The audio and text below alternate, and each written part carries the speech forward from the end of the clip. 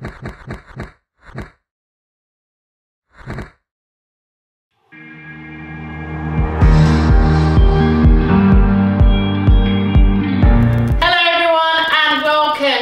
final day of the 7-day 1-minute challenge. Today's challenge is going to be splits, okay? We've done box splits, so today we're going to do forward splits or front splits, all right?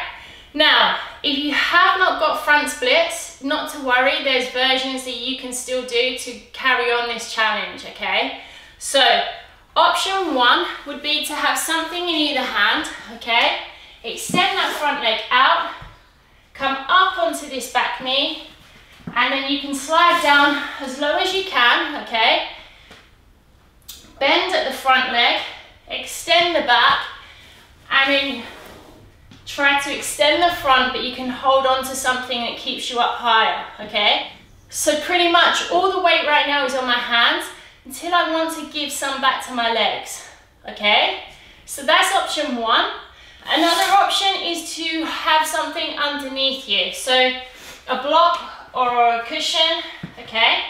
Now, if I have that like that, I can put my sit bones onto the blocks and then extend from there. So here, my back leg's straight.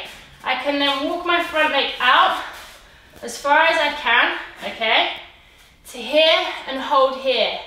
Now you can build this up or as low, as high or as low as you need it. And you can take away, okay? So if throughout the session, throughout the 1 minute or the 4 minutes that we're doing, you feel like your muscles are releasing, okay? You can take a cushion or a block away and go down lower, all right? So they're just some options that you can do if you haven't got full front splits yet.